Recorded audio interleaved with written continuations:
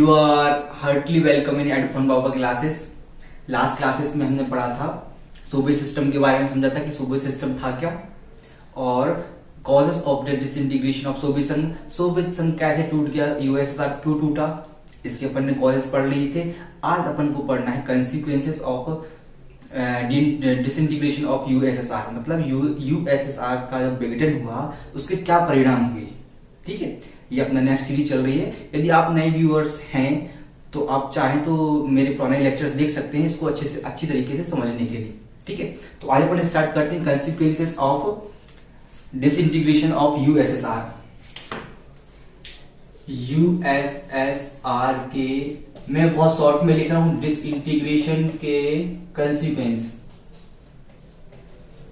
Consequences, क्योंकि मेरे पास ज्यादा स्पेस नहीं है तो आप थोड़ा। तो फर्स्ट कंसिक्वेंस के लिए लिखा end of cold war. End of cold war क्या हो गया? कोल्ड वॉर खत्म हो गया। ठीक है, कोल्ड वॉर खत्म हो गया मतलब कोल्ड वॉर का खत्म होना मतलब क्या है? दो आइडियोलॉजी जो हो रही, कौन कौन सी आइडियोलॉजी थी? एक तो थी कैपिटलिस्ट और दूसरा था सोशलिस्ट। इसमें से किस आइडियोलॉजी की जीत हो गई? कैपिटलिस्ट आइडियोलॉजी की जीत। It is known to be a victory of capitalism. Capitalism की जीत के तौर पर फर्स्ट कोल्ड वॉर को खत्म को देखा गया कि कोल्ड वॉर जैसे ही खत्म हुआ, और इसका मतलब क्या था? कैपिटलिस्ट वाले सही थे, जो कैपिटलिस्ट कंट्री हैं, जो यूएसए के साथ यूएसए की लीड में काम वर्क कर रही थी, वो सारी क्या थी? कैपिटलिस्ट कंट्री थी।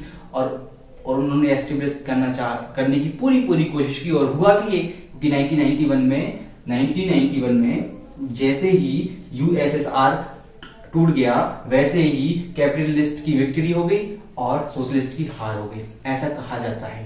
ठीक है, हालांकि आगे में मार्क्सिज्म पर जब एक अपना लेक्चर बनाऊंगा तो उस पर हम मार्क्सवाद को बड़े ही डिटेल में समझेंगे और आपको बहुत मजा आएगा पढ़ने में, ऐसा मैं गारंटी लेता हूँ। ठीक है, मार्क्सवाद के लिए बहुत अच्छा लेक्चर है, वो बहुत इंटरेस्टिंग पर्सनालिटी है, उसके बारे में अपन पढ़ेंगे। ठीक है, तो सोशलिस्ट सिस्टम कोलैप्स कर गया और कैपिटलिस्ट, तो अपन यहां कह सकते हैं कि जैसे ही कोल्ड वॉर खत्म हुआ, ठीक है, तो कोल्ड वॉर खत्म होने से जो आइडियोलॉजिकल कॉन्फ्लिक्ट हो रहे थे, ठीक है, दो आइडियोलॉजी के बीच में, जो एक्चुअली कोल्ड वॉर कुछ भी नहीं था, ऐसा कहते हैं कि कोल्ड वॉर कुछ भी नहीं, कोई भी वॉर नहीं था, it is only the war between the capitalism and socialism. Ideological war था, एक प्रोपोगेंडा वॉर, जो लोगों के ऊपर थोपा गया। प्रोपोगेंडा किस लिए? ये सिद्ध करने के लिए कि कैपिटलिज्म जो है अच्छे कंट्री है, अच्छे लोग हैं, अच्छी पॉलिसी फ्रेम करते हैं। केवल इस प्रोपोगेंडा को एस्टेब्लिश करने के लिए ये पूरा 1947 से 1991 तक का कोल्ड वॉर चला। एक्चुअली ये कोल्ड वॉर एक टर्म अपन यूज करते हैं, कोल्ड वॉर। ठीक है, तो ये भी कहा जाता है कि cold war never converted into the hot war. Hot war मतलब रियली में कभी युद्ध हुआ ही नहीं। ठीक है, कोल्ड हमेशा कोल्ड ही रहा, मतलब युद्ध जैसी कोई चीज हुई नहीं। ये तो फालतू का देके रखे थे, कोल्ड वॉर। ये सिर्फ एक आइडियोलॉजिकल वॉर था। तो ठीक है, फर्स्ट कंसिक्वेंस क्या हो गया अपना कि एंड ऑफ कोल्ड वॉर। ठीक है, इसको मैं रफ कर दूं, फर्स्ट पॉइंट आप समझ गए। सेकंड चीज क्या है? अब जैसे ही कोल्ड वॉर खत्म हुआ, ठीक है, तो जब रसिया टूटेगा तो न्यू कंट्रीज का फॉर्मेशन होगा, क्योंकि रसिया जो था 15 कंट्रीज का रिपब्लिक था, तो फॉर्मेशन ऑफ न्यू कंट्री। अब जैसे ही मैंने पढ़ा था लास्ट क्लास में कि सोवियत संघ जो 15 स्टेट का एक रिपब्लिक था, वो जैसे ही टूटा तो 15 कंट्रीज अलग अलग सेपरेट हो गए। मैंने बताया था बाल्टिक कंट्रीज थे, कुछ मिडिल ईस्ट एशिया में जो थे वो कंट्रीज थे, क्रोशिया था, और बाल्टिक में कंट्रीज में कौन कौन से? लातविया और लिथुआना ये बाल्टिक कंट्रीज में थे, है ना। तो ये सब जैसे ही क्या हो गए, ये सब क्या हो गए, इन सबको क्या मिल गई? फ्रीडम मिल गई। तो अब जी कुछ कंट्रीज जो थे, जब डिसइंटीग्रेशन ऑफ यूएसएसआर हुआ, उसमें से कुछ कंट्री जो थे जो सेंट्रल एशिया के कंट्री थे, और बाल्टिक कंट्री, बाल्टिक और ईस्ट यूरोप, ईस्ट यूरोप के जो कंट्री थे उन्होंने क्या ज्वाइन कर लिया, नाटो ज्वाइन कर लिया, मतलब वो अमेरिका के फेवर में चले गए, नाटो ज्वाइन कर लिया। और कुछ जो थे, जो सेंट्रल एशिया में, सेंट्रल एशियन कंट्री जो थे, उन्होंने अपनी पोजीशन का बहुत अच्छी तरह से बेनिफिट उठाया कि हम सेंट्रल एशिया में हैं, हमारे यहाँ से जितने भी पेट्रोलियम, नेचुरल गैसेस हैं, ये सारे इनकी पाइपलाइन के थ्रू क्या हो रही है, पाइपलाइन के थ्रू एक कंट्री से दूसरे कंट्री में ट्रांसपोर्ट हो रहा है। तो वो उसके थ्रू वो क्या करते थे, टैक्स कमाते थे, उनको जो टैक्स मिलता था तो वो हमेशा दोनों तरफ से फेवर लेते थे, मतलब कैपिटलिस्ट के साथ भी हो जाते थे, कभी सोशलिस्ट के भी साथ हो जाते, मतलब ये सही मायने में मजे तो वही ले रहे थे कि दोनों जिससे फायदा मिल रहा है हमारे कंट्री के लिए हम उसके साथ हो जाएंगे, ठीक है। तो वो कुछ कंट्री वहां पे, और ये थे central Asian country, central Asia, ठीक है। तो फर्स्ट क्या था, formation of end of cold war. Second क्या है, formation of new countries. New countries के नाम अपन पहले पढ़ चुके हैं, इसलिए मैं उसको फिर से फर्दर आपको नहीं बता रहा हूं। तो formation of new countries. Number third आ जाता है यहाँ पे फॉर्मेशन ऑफ न्यू कंट्रीज, और थर्ड आता है world power. World power order change हो गया। अब क्या था, वर्ल्ड पावर ऑर्डर, इसको समझना आप बहुत बारीकी से समझना, ये वाला पॉइंट सबसे इंपॉर्टेंट है कि world power order. World power order क्या था, सबसे पहले जो कोल्ड वॉर के समय दो वर्ल्ड पावर थी, एक तो यूएसए, दूसरा यूएसएसआर, ठीक है। जैसे ही यूएसएसआर कोलैप्स किया तो वर्ल्ड पावर कौन बची, अब यूएसए अकेला बचा। मतलब 1991 से लेकर 2002 और 2004, 5 और 10 तक लगभग यूएसए की हैगेमनी रही पूरे वर्ल्ड में, ठीक है। तो जैसे ही वर्ल्ड ऑर्डर जो चेंज होगा, अब यूनिपोलर से मल्टीपोलर सिस्टम आएगा। मतलब पहले जो दो पोल बन रहे थे, अमेरिका और यूएसएसआर, अब ये जैसे ही यूएसएसआर कोलैप्स हुआ तो क्या आ जाएगा अपना मल्टीपोलर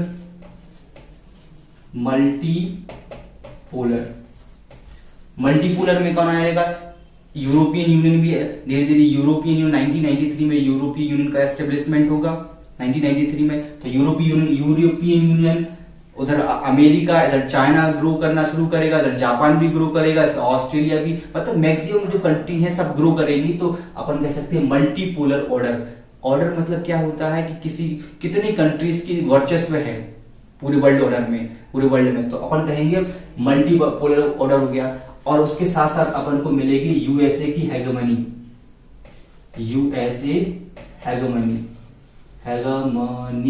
अब इसको अपन आगे वाली क्लास में पढ़ेंगे कि यूएस हैगेमनी क्या होती है, ठीक है।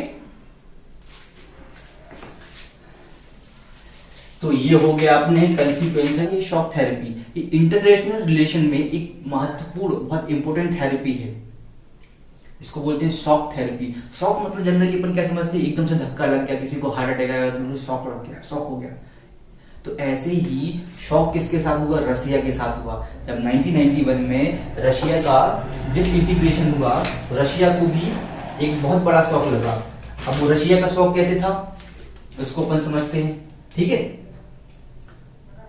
शॉक, इस शॉक थेरेपी को समझते हैं कि आप एक दो वर्ड समझ लो। एक होता है transition,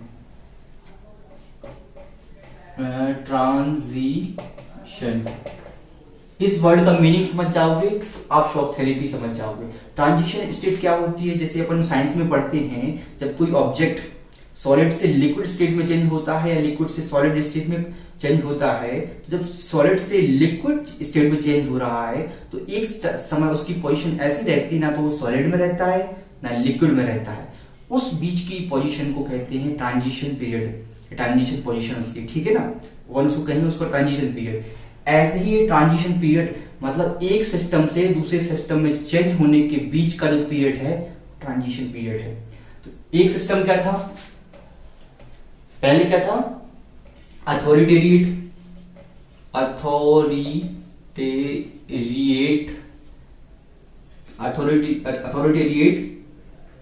socialist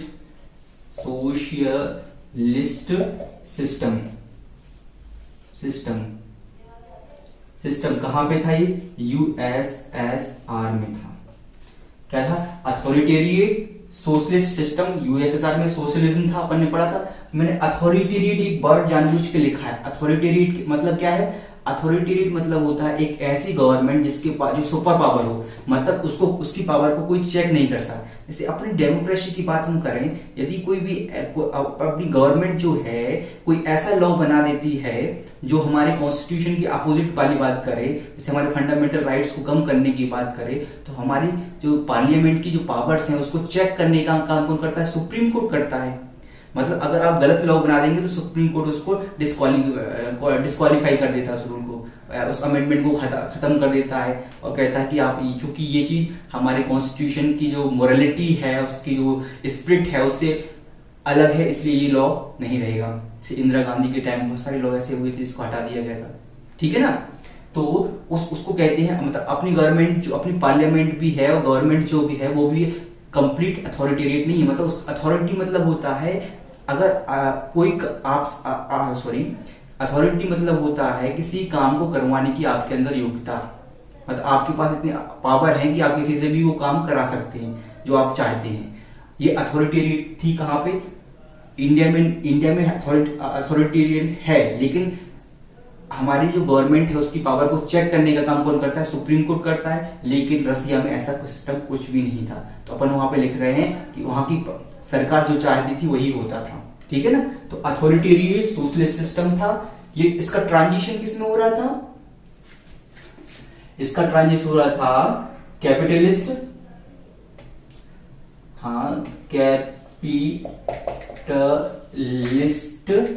capitalist democratic system. अथॉरिटेरिएट से कैपिटलिस्ट और डेमोक्रेटिक सिस्टम में इसका ट्रांजिशन हो रहा था। तो ट्रांजिशन जो हो रहा था इसमें हेल्प कौन कर रहा था? दो इंटरनेशनल ऑर्गेनाइजेशन थी, एक था आईएमएफ और दूसरा था वर्ल्ड बैंक। आपको पता है वर्ल्ड बैंक 1944 और आईएमएफ 1945 में एस्टेब्लिश हुआ था। ब्रिटेन वुड्स जो सम्मेलन हुआ था उसके बाद आईएमएफ और वर्ल्ड बैंक की एस्टेब्लिश हुआ था सेकेंड वर्ल्ड वॉर के बाद। ठीक है, 1945 के बाद, जैसे ब्रिटेन वुड्स सम्मेलन में। ठीक है, तो ट्रांजिशन, तो अपन शॉक थ्योरी को डिफाइन कैसे करेंगे एक बार फिर से देख लो, आपके माइंड में हमेशा के लिए क्लियर हो जाएगी। Transition period, authoritarian socialist system IMF और वर्ल्ड बैंक के हेल्प से किस में चेंज होना? कैपिटलिस्ट डेमोक्रेटिक सिस्टम का में चेंज होना ही शॉक थेरेपी है।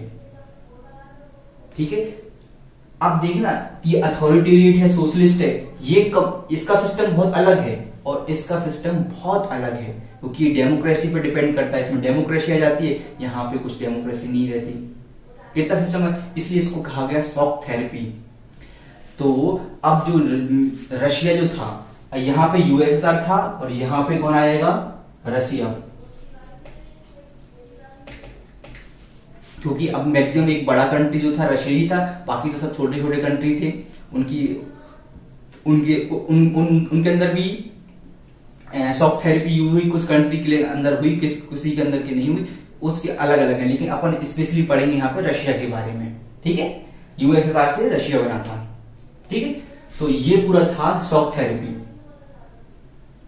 अगर आपको ना समझ में आए एक बार फिर से इसको दोबारा रिपीट करके देख लेना। ठीक है, तो ये शॉक थेरेपी हो गया।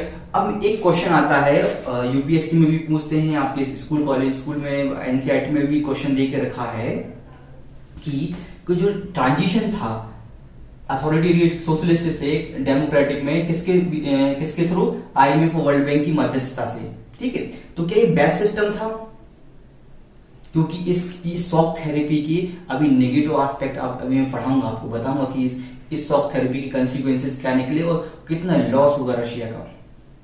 तो एक क्वेश्चन आता है कि क्या शॉक थेरेपी ही एक बेस्ट प्रोसेस है सोशलिस्ट से डेमोक्रेटिक कंट्री बनने के लिए? ठीक है, तो आप अगर मैं हिंट दे रहा, आप इसका कमेंट सेक्शन में इसका आंसर देना मुझे। मैं हिंट दे रहा, चाइना के संबंध में देखना आप उसको जरा, चाइना के रिलेशन देखना। चाइना में भी क्या क्या था, सोशलिस्ट था, लेकिन वहां पे कैपिटलिज्म किस रूप में आया, हल्का फुल्का आया, क्या आया, इस संबंध में आप उसका आंसर दे सकते हैं। ठीक है, जब चाइना से रिलेशन पढ़ेंगे तो हम उसके बारे में आपको इस क्वेश्चन का आंसर जरूर दे देंगे। ठीक है, तो ये था शॉक थेरेपी। अब इस शॉक थेरेपी में कि कंसिक्वेंसेस क्या निकले, इस शॉक थेरेपी के भी कुछ कंसिक्वेंसेस निकले, परिणाम निकले, क्योंकि जब भी कोई एक्शन होता है तो हमेशा रिएक्शन होता है। कौन अपने न्यूटन बाबा बोल गए, third there is a action then there is a equal and opposite reaction, Newton's third law of motion. ठीक है, न्यूटन बाबा बोल के गए। तो यहां भी जैसे शॉक थेरेपी हुई, रशिया में आई, तो इसकी कंसिक्वेंसेस क्या निकले। अब आप जरा कहानी समझो, कहानी क्या समझो कि वहां पे पहले क्या थी, कम्युनिस्ट गवर्नमेंट थी, कम्युनिस्ट पार्टी थी, ठीक है, सोशलिज्म था। अब जैसे ही वहां पे जो जितने भी इंडस्ट्रीज थी वो सब किसकी थी, गवर्नमेंट की थी। अब उसको प्राइवेटाइजेशन होना था, क्या होना था, प्राइवेटाइजेशन होना था। अब प्राइवेटाइजेशन होना है मतलब क्या करना है, उनको प्राइवेट लोगों के हाथों में बेचना है। तो वहां की सरकार ने क्या किया, सबको कूपन दिए कि जितने भी लोग थे रशिया के, उनको कूपन दिए कि आप ये कूपन ले लो और इस कूपन की हेल्प से आप जो भी कंपनी खरीदना चाहते हो, कोई जो भी फार्म लैंड, जो अब चूंकि पहले गवर्नमेंट के फार्म लैंड होते, मतलब खेती किसानी सरकार करती थी, ठीक है। अब वो फार्म लैंड भी किसको लेना था, पर्सनल, कोई जो भी व्यक्ति खरीदना चाहे उसको खरीद सकता है। सबको उन लोगों ने कूपन दिया, जितने भी रशिया के लोग थे। अब लेकिन दिक्कत क्या हो गई कि उस टाइम इतनी मंदी चल रही थी रशिया में कि लोगों को खाने के लाले पड़े थे, ठीक है, लोगों के अंदर गरीबी बहुत बढ़ रही थी। तो लोगों ने क्या किया, जो सामान्य लोग थे, जनरल लोग थे, जो ऑर्डिनरी पीपल्स थे, हमारे जैसे लोकतंत्र में हमारे आपके जैसे थोड़ा सामान्य लोग ज्यादा रहते हैं, ठीक है। तो वहां के जो लोग थे उन्होंने क्या किया, एक कूपन बेच दिए, किसी और को बेच दिए, और पैसे और उससे जो पैसे मिले उन्होंने अपने घर का खर्चा निकाला। तो ये जो कूपन जो बेच रहे हैं, ठीक है, तो इस कूपन को जो माफिया वर्ग था, माफिया वर्ड आप इंडियन डेमोक्रेसी में बहुत सुना होगा और आपको पता भी होगा माफिया क्या होता है। जो रिचर पीपल्स थे, उन लोगों ने उस टोकन्स को खरीद लिया और मैक्सिमम प्रॉपर्टी जो हो गई वो रिच पीपल्स ने खरीद ली उसको, ठीक है। वहां की मैक्सिमम बड़ी बड़ी इंडस्ट्रीज को उनने खरीद लिया, फार्मलैंड को खरीद लिया। तो इसका एक कंसिक्वेंस क्या निकलेगा, आप जरा सोचिए इसके। जो फार्मलैंड अगर अमीरों के हाथ में चले जाएंगे, गरीब बेचारे खाएंगे क्या। तो वहां पे जो सोशलिज्म कह रहा था कि पुअर, जो पॉवर्टी है, गरीबी, हम उसको दूर करेंगे। पॉवर्टी दूर होने की अपेक्षा पॉवर्टी वहां पे बहुत बढ़ गई। क्या हो गई, पॉवर्टी बढ़ गई, ठीक है। और क्या, और अगर आप जरा खुद से आप सोचेंगे तब भी आपको पता चलेगा, जैसे पॉवर्टी खत्म हो गई तो हेल्थ फैसिलिटी खत्म, हर चीज, एजुकेशन, फ्री एजुकेशन की बात वो भी खत्म, ठीक है। तो वहां का सिस्टम क्या करेगा, हमेशा डाउनफॉल में जाएगा। और उसके बाद क्या थी, जो गवर्नमेंट की जो फैक्ट्रियां थी, जो बहुत वैल्यूएबल फैक्ट्रियां थी, वो बहुत अच्छे दामों में बिकनी चाहिए थी, उनको बहुत लोवेस्ट रेट में बेच दिया गया। मतलब बड़ी बड़ी इंडस्ट्रीज को बहुत रद्दी दाम में बेच दिया, बहुत कम दामों में बेच दिया गया। तो वहां के इंडस्ट्री सिस्टम भी कोलैप्स करने लगा, ठीक है। और वहां पे कहा जाता है कि वहां की सबसे, जो वर्ल्ड की सबसे बड़ी गैराज सेल हुई है, मतलब गैराज मतलब थोक के भाव में बिकी। अगर आप वहां का एक हाईवे है, वहां पे जब उस टाइम देखेंगे तो ऐसे गाड़ी वगैरह ऐसे पड़े रहते थे वहां पे, कोई भी खरीदार नहीं मिल रहा था उनके लिए। एक कंडीशन ये आ गई थी रशिया में, ठीक है। वो तो 2000 के बाद, आफ्टर 2000 रशिया की इकोनॉमी थोड़ा सा ग्रो करना हुई, ठीक है। 2005 तक वो फिर से ट्रैक पे आ गई। तो अब अपन थोड़ा, मैंने आपको प्रीफेस बता दिया है कि क्या कंसिक्वेंस निकलेंगे। अब वन बाई वन आप लिखते जाइए और मैं बताता जाता हूँ, ठीक है। नंबर पहला था कि जो इन्फ्लेशन आ गया। इन्फ्लेशन मतलब महंगाई बढ़ गई। महंगाई बढ़ गई मतलब लोग खरीद नहीं पा रहे थे, महंगाई बहुत बढ़ गई। सब जितने भी ऑब्जेक्ट्स थे, खाने से सब्जियों के दाम बढ़ रहे थे, जो भी ऑब्जेक्ट्स थे, पहनने, खाने, ओढ़ने, जो भी सबके, उनके दाम बढ़ रहे थे। इन्फ्लेशन आ गया था, ठीक है। सेकंड, जो गैराज सेल, जो गैराज सेल की मैंने बात कही थी, इसको बोला जाता है विश्व की सबसे बड़ी गैराज सेल हुई थी, world's biggest garage sale in the world history. ठीक है ना, गैराज सेल जो हुई थी सबसे बड़ी हुई थी, और वहां पे छोटे छोटे बहुत कम दामों में चीजों को बेचा जा रहा था। फिर थर्ड क्या थी, फूड सिक्योरिटी, जो फूड सिक्योरिटी थी वहां के लोगों के लिए, जो हर व्यक्ति के लिए, वो फूड सिक्योरिटी खत्म हो गई। पॉवर्टी बढ़ गई। देखो रशिया में एक समय ऐसा था कि पॉवर्टी बहुत कम थी, वो पॉवर्टी बढ़ गई। फूड सिक्योरिटी जो थी वो भी खत्म हो गई। ठीक है, और जो सब्सिडी दी जाती थी गवर्नमेंट के द्वारा, जो सब्सिडी गवर्नमेंट के द्वारा किसको दी जाती थी, फार्मर्स को दी जाती थी, वो सब्सिडी खत्म हो गई। तो लोगों के छोटे छोटे जो बिजनेस थे वो भी कोलैप्स करने लगे। सब्सिडी मतलब क्या होता है, आप एक बार समझ लीजिए। जैसे कोई भी सब्सिडी वर्ड को समझ लीजिए एक बार। सब्सिडी मतलब होता है, जैसे कोई भी ये पेन है, मार्कर है, इसको बनाने की कॉस्ट, मैन्युफैक्चरिंग कॉस्ट 10 रुपए है। क्या है, मैन्युफैक्चरिंग कॉस्ट, एमसी मतलब मैन्युफैक्चरिंग, और इसको बनाने में खर्चा कितना है, 10 रुपए आया। और मान के चलो मैंने 5 रुपए अपना प्रॉफिट जोड़ दिया, तो अब मैं इसको कितने में बेचूंगा, 15 रुपए में बेचूंगा। कितने में बेचूंगा, 15 रुपए में। लेकिन गवर्नमेंट मेरे पास आई, वो बोली रुको, तुम 15 में मत बेचो इसको, तुम इसको 10 में बेचो। कितने में बेचो, 10 रुपए में मार्केट प्राइस जो है तुम इसका 10 रुपए रखो। तो मैंने कहा मैं पागल हूं क्या, फ्री में बनाऊंगा क्या मैं, मुझे प्रॉफिट तो दो।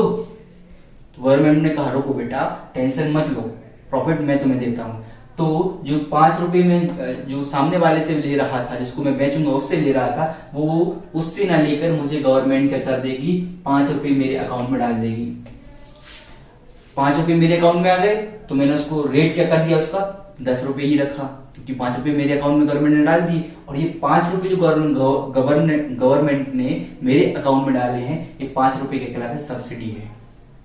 मतलब जो पैसा हमें उसके मार्केट प्राइस जो है उस पर मिलता है गवर्नमेंट से, वो क्या कहलाता है, सब्सिडी। तो 5 रुपए ये क्या हो गई यहाँ पे, सब्सिडी।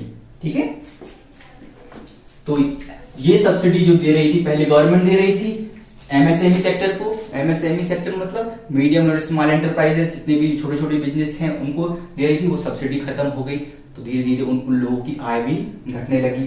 फिर इंटेलेक्चुअल प्रॉपर्टी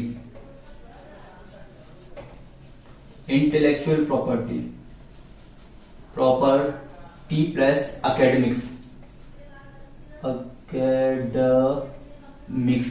इंटेलेक्चुअल प्रॉपर्टी मतलब क्या होता है, जैसे कि बहुत सारे लोग साइंटिस्ट थे, बहुत सारे लोग वर्कर्स थे, बहुत सारे अच्छे लोग थे जो जिनकी इंटेलेक्चुअली हाई इंटेलेक्चुअल थे, मतलब जो चीजों के बारे में नॉलेज रखते थे, जैसे आपने बोलते ना ये हाई इंटेलेक्चुअल पर्सन है।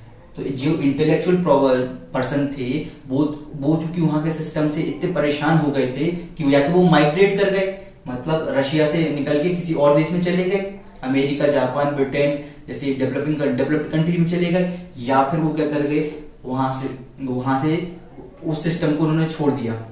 ठीक है, वहां से चले गए। तो इंटेलेक्चुअल जो प्रॉपर्टी थी, मतलब वहां की जो बौद्धिक संपदा थी, वो एक देश से दूसरे देश चली गई। जिसे बोलते हैं ब्रेन ड्रेन होना, मतलब ब्रेन का एक कंट्री के ब्रेन का दूसरे कंट्री में चला जाना, इसको बोलते हैं ब्रेन ड्रेन भी बोलते हैं। ठीक है, तो इंटेलेक्चुअल प्रॉपर्टी खत्म हो गई। और जो एकेडमिक्स थे, जितने भी इंस्टीट्यूशन थे जो रिसर्च काम करते थे, जो फैक्ट्री पे रिसर्च करते थे, कोई व्हीकल्स बन रहे हैं, जो मैन्युफैक्चरिंग पर रिसर्च होती थी, जो बड़े बड़े इंस्टीट्यूशन थे वहां पे अमेरिका में, वो भी धीरे धीरे से क्या कर रहे हैं, इंस्टीट्यूशन बड़े बड़े, जैसे इसरो, अपने यहाँ पे इसरो है, वहां का भी स्पेस रिसर्च सेंटर था, उनके भी बहुत सारे साइंटिस्ट थे, वो भी वहां से माइग्रेट करना शुरू कर दिए गए। ठीक है, तो वहां का एकेडमिक्स जो था वो धीरे धीरे कोलैप्स करना शुरू कर दिया। ठीक है, अगर सोचो हमारे यहाँ पर इसरो कोलैप्स कर जाए तो हमारे स्पेस सेंटर का क्या होगा। ठीक है, तो वहां के भी जो जितने भी बड़े बड़े एकेडमिक्स थे वो भी धीरे धीरे क्या करने लगे, कोलैप्स होने लगे। ठीक है, नंबर 5 में आया बैंकरप्ट हो गए, बैंक लगभग 1500 बैंक बैंकरप्ट हो गए। ठीक है, इतने सारे बैंक बैंकरप्ट हो गए। वहां का एक सेकंड लार्जेस्ट बैंक है, उसका नाम है Encalm bank. Encalm bank, Encalm bank जो है रशिया का सेकंड लार्जेस्ट बैंक है, ये भी बैंकरप्ट हो गया। सोचो इतनी सारी बुरी कंडीशन हो रही रशिया की, किसके कारण? शॉक थेरेपी के कारण। और शॉक थेरेपी आईएमएफ और वर्ल्ड बैंक ये कोई रशिया का फायदा करने के लिए नहीं आए थे, ये सब लोग रशिया से अपने अपने रिसोर्सेज को खींच रहे थे। खींचतानी मची हुई थी पूरे वर्ल्ड में, कौन कितना ज्यादा रशिया से फायदा उठा सकता है। इधर अमेरिका, इधर ईयू, हर कोई उससे फायदा उठाने की कोशिश कर रहा था। वो कहते ना कि अगर कोई परेशानी में हो ना तो लोग उसकी हेल्प कम करते हैं, उससे बोलेंगे तुम्हारे पास क्या क्या है दिखाओ जरा, पैसे हैं तो पैसे छीन लेंगे, सोने का कुछ पहने हो तो उसको छीन लेंगे। ऐसा वाला काम हो रहा था रसिया के साथ। ठीक है, तो ये भी हो गया। और इसके बाद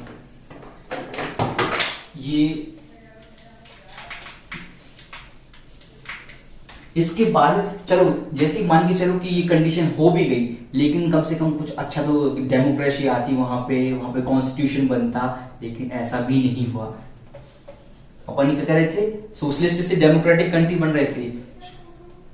तो इसके बाद ये हुआ कि जितने भी वहां के लीडर्स आए, जैसे ही डिसइंटीग्रेशन हुआ रशिया का, रशिया के जितने भी लीडर्स आए उन्होंने डेमोक्रेटिक इंस्टीट्यूशन को स्ट्रॉन्ग करने का कभी भी प्रयास नहीं किया। डेमोक्रेटिक इंस्टीट्यूशन कैसे होते हैं? पार्लियामेंट हो गया, सुप्रीम कोर्ट हो गया, मतलब ये हाई कोर्ट, सुप्रीम कोर्ट, ये सब ये क्या है? ये डेमोक्रेटिक इंस्टीट्यूशन है। अगर कोई भी इंस्टीट्यूशन का कोई भी डेमोक्रेसी तभी मैच्योर और स्ट्रॉन्ग मानी जाती है जब वहां के डेमोक्रेटिक इंस्टीट्यूशन मजबूत हो। और अभी प्रेजेंट टाइम में क्या चल रहा है, इंडिया में इतना विरोध क्यों होता है? क्यों कहते हैं कि इलेक्शन कमीशन को फ्री होना चाहिए, इलेक्शन कमीशन के ऊपर किसी का प्रेशर नहीं होना चाहिए, गवर्नमेंट का प्रेशर नहीं होना चाहिए? क्यों कहते हैं कि कैग जो रिपोर्ट जारी करता है उस पर गवर्नमेंट का प्रेशर नहीं होना चाहिए, सुप्रीम कोर्ट फ्रीली वर्क करना चाहिए? क्योंकि ये सब एक डेमोक्रेटिक कंट्री के सिंबल्स होते हैं। अगर ये फ्री है तभी डेमोक्रेसी उस देश में प्रिवेल कर सकती है। ठीक है, अगर ये नहीं है तो उस देश में डेमोक्रेसी नहीं चल सकती। तो डेमोक्रेटिक इंस्टीट्यूशन जितने भी फर्स्ट लाइन लीडरशिप आई, मतलब डिसइंटीग्रेशन के बाद जो फर्स्ट लाइन लीडरशिप आई, उन्होंने डेमोक्रेटिक इंस्टीट्यूशन को बनाने में अपनी कोई रुचि नहीं दिखाई। पार्लियामेंट को हमेशा वीक बना दिया। अभी व्लादिमीर पुतिन जी हैं राष्ट्रपति जी, इन्होंने कहा जब तक हमारी, उन्होंने एक कॉन्स्टिट्यूशन में अमेंडमेंट कर दिया, उसमें कह दिया कि जब तक हम चाहें तब तक हम राष्ट्रपति रह सकते हैं रशिया के। तो ये तो हाल है वहां के, ठीक है ना। और लेकिन अपने यहाँ पे देख लो, जैसे ही 1950 में हमारा कॉन्स्टिट्यूशन बना और लगातार कॉन्स्टिट्यूशन हमारा एक समय, देखो थोड़ी सी इमरजेंसी के टाइम थोड़ा हमारा कॉन्स्टिट्यूशन खतरे में आया था, लेकिन उसके बाद हमारे कॉन्स्टिट्यूशन ने, हमारे सुप्रीम कोर्ट ने उसको फिर से प्रिवेल किया और फंडामेंटल की बात कही, हमारे को फंडामेंटल राइट को हमेशा बचाने की कोशिश करता है हमारा सुप्रीम कोर्ट। तो ये सारे इंस्टीट्यूशन है जो हमारी डेमोक्रेसी को बहुत अच्छा बनाते हैं। ठीक है, अब वहां पे ये डेमोक्रेटिक इंस्टीट्यूट को प्रिवेल नहीं कर पाए, ये बन नहीं पाए। ठीक है, तो इसके कारण वहां का सिस्टम मतलब पूरा कोलैप्स ही है। ठीक है,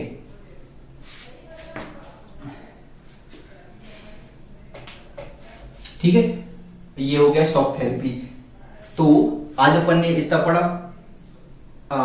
अब जैसे ये मैंने रशिया की प्रेफरेंस में आपको बताया। अब जैसे चेकोस्लोवाकिया था, चेक और स्लोवाकिया दो पार्ट में डिवाइड हुआ। ठीक है, तो वो दोनों कंट्री तो शांत रहे अपने अपने, लेकिन जो एक कंट्री था, क्या नाम था उसका, यूगोस्लाविया। हाँ, यूगोस्लाविया था, उसमें एक बल्कान रीजन था।